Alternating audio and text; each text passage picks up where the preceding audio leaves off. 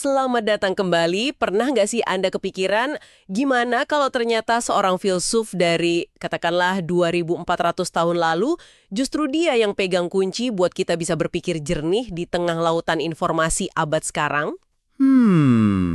Itu pertanyaan yang dalam sekali. Dan ini bukan cuma pertanyaan iseng loh.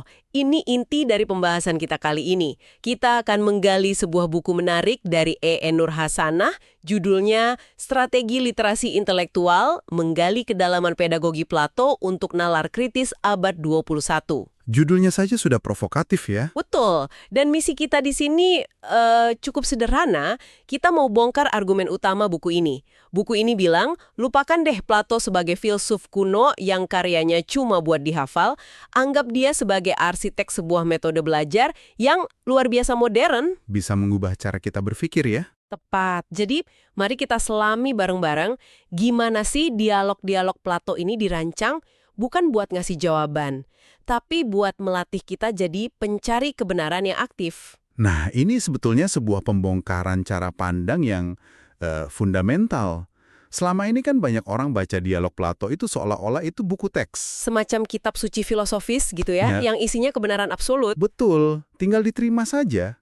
Padahal buku ini ngajak kita melakukan hal sebaliknya, yaitu melihat dialog-dialog itu sebagai sebuah arsitektur intelektual yang dinamis. Arsitektur intelektual, saya suka istilah itu. Coba bayangkan sebuah gym untuk pikiran. Setiap dialog itu serangkaian alat yang dirancang dengan cermat. Bukan untuk ngasih Anda otot instan, tapi untuk menstimulasi pertumbuhan nalar Anda sendiri. Oke, analogi gym untuk pikiran itu kena banget. Artinya ada desain yang disengaja di baliknya. Dan benar, sumber kita ini bilang fungsi utama tulisan Plato adalah stimulasi epistemik bagi pembaca. Tunggu. Stimulasi epistemik ini kedengarannya akademis banget nih. Kalau kita sederhanakan, artinya apa sih buat kita sebagai pembaca? Oke, sederhananya gini.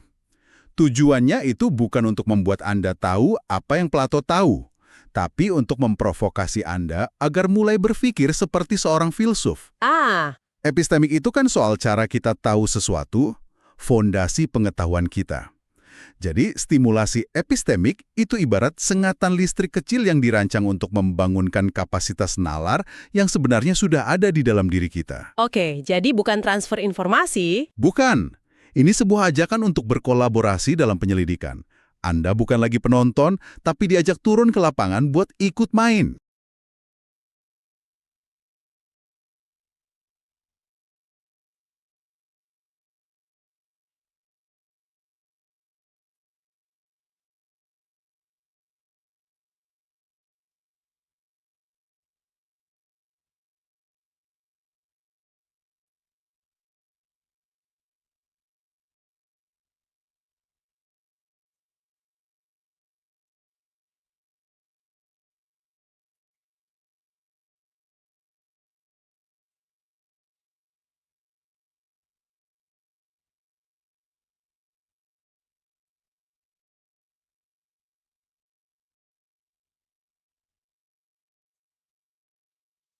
Ah, oke. Jadi ini bukan tentang apa jawabannya, tapi gimana cara nemuin jawabannya. Ini rasanya modern banget ya, seperti metode pendidikan progresif zaman sekarang. Tepat sekali. Dan yang menarik di sini adalah betapa metode kuno ini seolah-olah sudah mengantisipasi teori pendidikan paling radikal ribuan tahun setelahnya. Buku ini misalnya menarik garis lurus ke pemikir Brazil, Paulo Freire. Paulo Freire dengan kritiknya soal pendidikan gaya bank itu kan? Nah, itu dia. Freire bilang sistem sekolah tradisional itu memperlakukan siswa kayak celengan kosong. Guru tugasnya cuma menabung informasi. Siswa pasif. Plato, menurut buku ini, adalah antitesisnya. Dia menuntut dialog, partisipasi, kesadaran kritis. Saya jadi penasaran, apa cuma Frey yang melihat pola ini? Atau ada pemikir lain yang juga merasa kalau proses dibuat berpikir ini lebih penting daripada diberitahu? Ada. Dan buku ini menyoroti satu nama penting lagi dari psikologi perkembangan, Lawrence Kohlberg. Kohlberg punya argumen yang kuat banget. Dia bilang, pertumbuhan kognitif dan moral kita itu justru nggak dipicu oleh jawaban yang benar dan memuaskan. Loh, kok bisa? Sebaliknya, pertumbuhan itu dipicu oleh ketidaksepakatan dan ketidakpastian. Saat kita dihadapkan pada dilema atau pertanyaan sokratik yang bikin pusing, nah, disitulah pikiran kita dipaksa naik level untuk membangun struktur berpikir yang lebih canggih. Jadi kemajuan intelektual justru lahir dari provokasi. Dari momen, waduh, ternyata saya belum tahu jawabannya. Persis. Ini prinsip dasar konstruktivisme modern. Anda nggak bisa menuangkan pengetahuan ke kepala orang, mereka harus membangunnya sendiri, bata demi bata. Oke, jadi Plato ini semacam pelatih gym buat otak kita, bukan guru yang ngasih contekan. Pertanyaannya, alat apa yang dia pakai di gym itu? Nah, buku ini menyebut alat utamanya dengan istilah yang sangat menarik, permainan epistemik. Istilah permainan di sini jangan diartikan main-main ya, justru sebaliknya. Ini kerangka kerja yang sangat serius dan terstruktur. Sebuah metode yang sengaja dirancang untuk mengubah Anda dari pembaca pasif jadi partisipan aktif. Dan permainan ini katanya ditopang dua pilar yang awalnya kedengaran kontradiktif. Benar. Pilar pertama disebut keterkenalan atau familiarity. Ini kayaknya cukup jelas ya. Plato sering mulai dialognya dengan situasi atau ide yang akrab.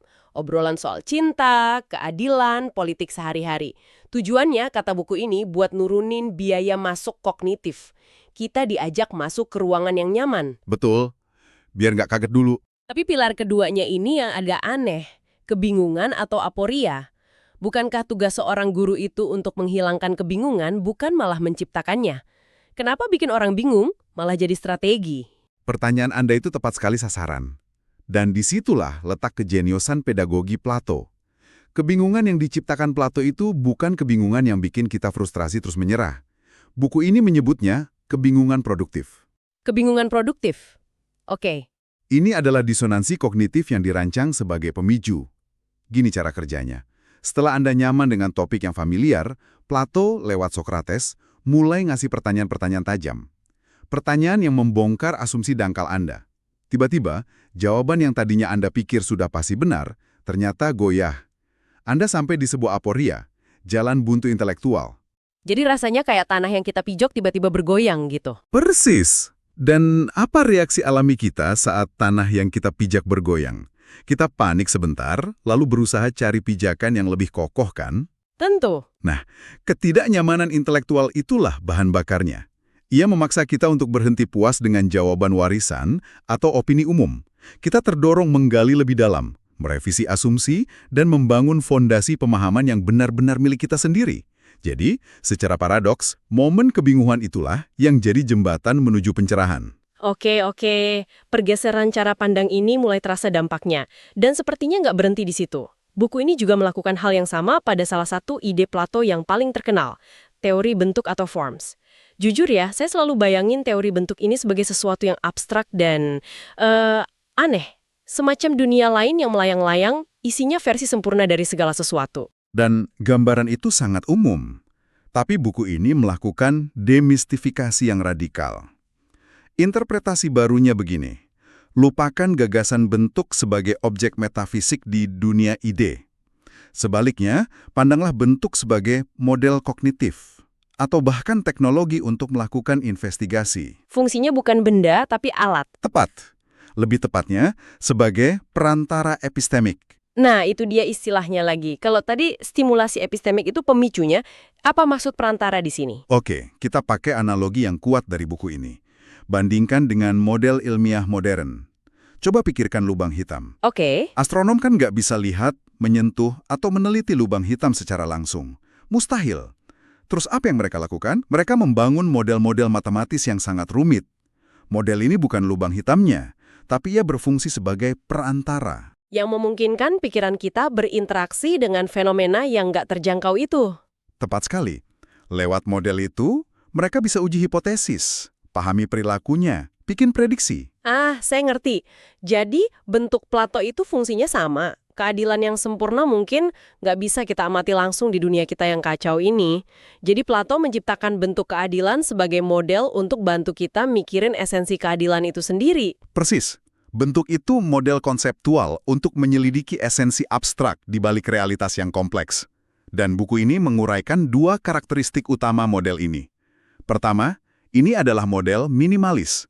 Tujuannya menyaring semua kebisingan, semua detail nggak relevan untuk menyoroti faktor kausal inti. Seperti peta kereta bawah tanah. Nah, contoh yang bagus. Peta itu kan nggak nunjukin setiap gedung atau taman di kota. Malah jadi nggak berguna kalau begitu. Betul, peta itu cuma nunjukin jalur dan stasiun, elemen inti yang kita butuhkan untuk navigasi. Ini artinya ada sesuatu yang sengaja dihilangkan. Ada yang dikorbankan. Peta kereta nggak 100% akurat secara geografis. Tepat, dan itu membawa kita ke karakteristik kedua, pengorbanan realisme deskriptif. Model Plato seperti model ilmiah atau peta tadi nggak pernah bertujuan jadi replika sempurna dari realitas.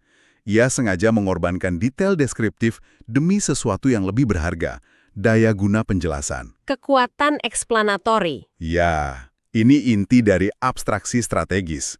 Dengan sedikit menjauh dari kerumitan realitas mentah, kita justru bisa lihat struktur dan polanya jauh lebih jelas. Dari permainan epistemik dan pemahaman baru tentang bentuk sebagai model ini, buku ini kemudian seolah memetakan sebuah perjalanan ya, semacam peta pengembangan intelektual dari masa kanak-kanak sampai kedewasaan. Ya, dan ini mungkin bagian yang paling praktis dan transformatif. Perjalanan ini dimulai dari apa yang disebut kematangan teoritis anak. Dan ini bukan soal usia loh, ini soal cara berpikir. Oke. Di fase ini, pemahaman seseorang masih sangat terikat pada hal-hal konkret yang bisa dilihat dan disentuh. Kebenaran sering diterima dari otoritas eksternal, guru, orang tua, buku, tanpa pertanyaan kritis. Buku ini kasih contoh yang jelas banget, bedanya aritmatika biasa dan aritmatika filsuf. Ini seperti waktu kita pertama belajar hitung kan, pakai jari atau apel. 3 apel tambah 2 apel jadi 5 apel. Pemahaman kita soal angka 3 masih nempel di objek apel itu. Betul sekali. Itu tingkat pemahaman anak-anak. Tapi, perjalanan intelektual menuntut kita bergerak melampaui itu, menuju apa yang disebut kematangan teoretis dewasa. Ini sebuah lompatan besar. Dalam aritmetika filsuf, fokusnya bukan lagi pada 3 apel. Fokusnya adalah pada hakikat atau esensi murni dari 3 itu sendiri. Apa itu 3 sebagai konsep abstrak? Lepas dari objek fisik apapun. Lompatan dari dunia indrawi ke alam gagasan murni. Benar. Oke, lompatan ini kedengarannya abstrak banget. Jadi, tujuan akhirnya apa? Apa yang terjadi pada seseorang kalau sudah mencapai kematangan teoretis dewasa ini? Beda cara mereka lihat dunia itu gimana? Ujung-ujungnya, tujuannya adalah pengembangan sesuatu yang oleh buku ini disebut strukturalisme kognitif. Tunggu sebentar, strukturalisme kognitif ini kedengaran lebih rumit dari istilah sebelumnya. Kalau kita coba terjemahkan ke bahasa manusia, ini artinya apa? Artinya adalah kemampuan untuk berhenti terpaku pada objek-objek individual dan mulai melihat struktur, pola, dan aturan main universal di baliknya. Seseorang dengan kematangan teoretis dewasa itu nggak cuma lihat pemain di lapangan, mereka lihat aturan permainan yang mengatur interaksi semua pemain itu. Oke. Mereka nggak cuma lihat data-data yang tersebar. Betul, mereka melihat arsitektur atau jejaring tak kasat mata yang menghubungkan semua data itu. Mereka mampu melihat hutan, bukan hanya pohon-pohon. Ini adalah puncak kemandirian intelektual. Anda bukan lagi cuma konsumsi informasi, Anda mampu memahami sistem yang menghasilkan informasi itu. Jadi kalau kita rangkum semuanya, apa artinya ini bagi kita? Setelah kita bedah pedagogi Plato lewat lensa buku ini, gambaran yang muncul sangat beda ya. Ini bukan tentang menghafal doktrin Plato atau mengisi kepala kita dengan fakta-fakta filosofis. Sama sekali bukan. Ini lebih tentang menyalahkan api. Tujuannya itu untuk menyulut api keingintahuan dan mengasah kapasitas rasional yang menurut Plato sudah ada di dalam diri kita masing-masing. Buku ini mengutip Plato langsung, dan ini kutipan yang kuat sekali. Kekuatan untuk belajar ada dalam jiwa setiap orang. Pedagogi Plato tidak menciptakan kekuatan itu dari nol. Tidak, ia hanya membangkitkan, melatih, dan mengarahkannya. Jadi buku ini pada dasarnya menyajikan sebuah peta jalan, sebuah strategi sesuai judulnya ya, untuk menjadi pemikir yang mandiri, yang siap menghadapi kompleksitas dunia modern. Bukan dengan cara menimbun lebih banyak informasi, tapi dengan mengasah nalar untuk memilah informasi itu. Tepat. Dan pada akhirnya, ini sebuah undangan yang sangat personal bagi Anda pendengar kami. Sebuah undangan untuk memikirkan kembali apa arti belajar bagi diri kita sendiri. Mungkin kita bisa mulai mengubahnya. Dari sekedar proses mengumpulkan info, menjadi sebuah proses penempaan jiwa yang otentik. Di mana kita secara aktif membangun pemahaman kita sendiri tentang dunia bata demi bata. Sebagai penutup, kami ingin meninggalkan sebuah pemikiran untuk Anda renungkan, yang lahir dari inti diskusi kita hari ini. Jika kebingungan produktif atau aporia adalah salah satu mesin pendorong utama pertumbuhan intelektual, bagaimana Anda bisa secara sadar dan sengaja merancang atau mencari lebih banyak momen kebingungan ini dalam kehidupan profesional dan pribadi Anda? Momen-momen di mana asumsi Anda ditantang untuk memicu lompatan pemahaman berikutnya.